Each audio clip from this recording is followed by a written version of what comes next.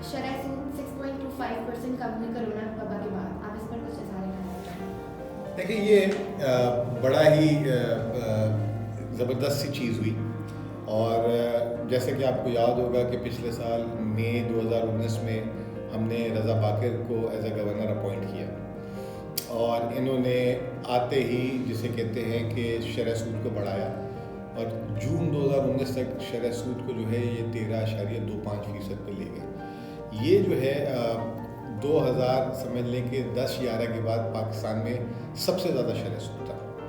اور جس پہ ان کو بہت زیادہ تنقید کا نشانہ بھی بنایا گیا، اور بہت زیادہ جو ہے جسے کہتے ہیں معیشت پہ بھی اس کے اثر پڑے۔ معیشت پہ ایک تو اثر یہ پڑا کہ جو کارخانے تھے وہ جو ہے بند تو نہیں میں کہوں گا، لیکن وہ بہت سست روی کا شکار ہو گئے۔ اس کے علاوہ جو ہے جو کمپنیاں تھیں ان کے منافع کا بہت بڑا حصہ جو ہے سود کی ادائیگی میں چلا گیا۔ پھر حکومت نے جتنا قرضہ لیا ہوا تھا، سب سے بڑا نقصان حکومت کو تھا۔ 1300 ارب سے جو ہے حکومت کی سود کی ادائیگی 2900 ارب تک پہنچ گئی، جس کی وجہ سے جو ہے حکومت کا خسارہ جو ہے وہ جو ہے بہت زیادہ جو ہے بڑھ گیا۔ آپ یوں سمجھ لیں کہ 4000 ارب روپے ہم جو ہے ٹیکس کلیکٹ کرتے ہیں، جس میں سے 2900 ارب روپے اگر سود میں ادا کرتے ہیں تو پھر حکومت کے پاس کیا بچا؟ تو یہ جو ہے اس سے جو ہے اندازہ لگا لیں کہ بہت زیادہ پریشانی ہو گئی تھی۔ بہرحال شرح سود کو جب کم کیا تو جب شرح سود بڑھ گئی تو اس کے بعد ہم نے دیکھا کہ مہنگائی کی شرح کم ہونا شروع ہو گئی آہستہ آہستہ، اور جب مہنگائی کی شرح کم ہونا شروع ہوئی، مہنگائی پچھلے سال دسمبر میں 12.6% پہ چلی گئی تھی، جو کم ہو کے 8.5% پہ آ گئی۔ بہرحال جیسے ہی کرونا ہوا اور ہم نے دیکھا کہ 45 دن کے وقفے میں گورنر اسٹیٹ بینک نے جو ہے شرح سود کو جو ہے 13.25% سے کم کر کے سیدھا جو ہے اس کو 7% پہ لیا۔ ایسا ہم نے پاکستان کی تاریخ میں کبھی نہیں دیکھا، اور جتنا پرومپٹ ایکشن اس نے ہمارے رضا باقر نے کیا، شاید اور کوئی دنیا کے گورنر نے اس طرح سے نہیں کیا۔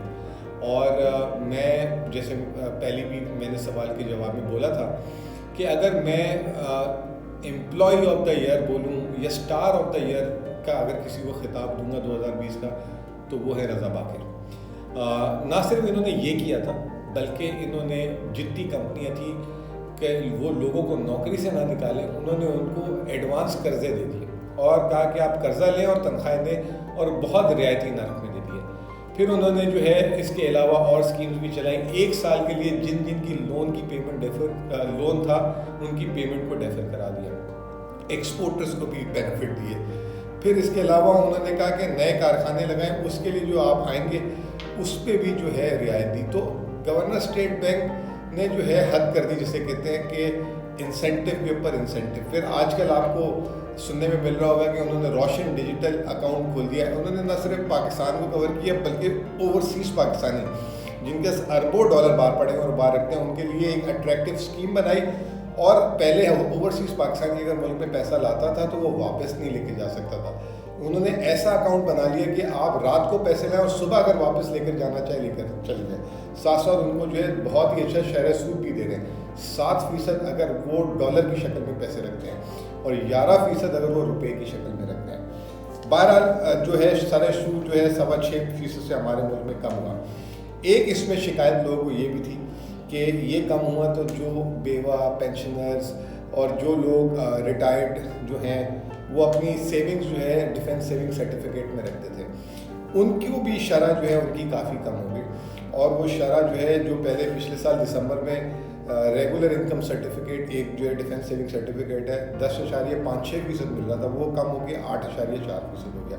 اسی طریقے سے ڈیفینس سیونگ سرٹیفکیٹ جو ہے 10.4% ملتا تھا وہ کم ہو کے 8.5% ہو گیا، اور اسپیشل سیونگ سرٹیفکیٹ جس میں 11% مل رہا تھا وہ کم ہو کے 7.6% ہو گیا۔ تو یہ ایک لوگوں کی شکایت تھی کہ ایک تو مہنگائی ان کے لیے بڑھ گئی، کھانے پینے کی اشیاء، دواؤں کی قیمتیں بڑھ گئی، لیکن ساتھ ساتھ ان کے ریٹائر لوگوں کی آمدنی بھی گر گئی، بیوہ لوگوں کی، اور یہ میں ایگری کروں گا اس میں۔ پاکستان انویسٹمنٹ بانڈز جو یہ 10 سال، 3 سال اور 5 سال کی میعاد کے ہوتے ہیں، اس کے جو حکومت کو جو ادھار لیتی ہے اور بینکوں کو اس پہ جو منافع دیتی ہے، اس میں ہم نے دیکھا کہ جو 3 سال کا بانڈ تھا وہ 11.75% سے کم ہو کے 8.2% پہ آ گیا. تو اس سے اندازہ لگائیں کہ جو پچھلے سالوں میں حکومت کی جو سود کی ادائیگیاں زیادہ تھی یہ ریٹ کم ہونے سے نیچے آیا. تو اوور آل میں سمجھتا ہوں کہ جو معیشت کی بحالی میں شرح سود کا بہت بڑا کردار تھا اور ساتھ ساتھ رضا باقر کا.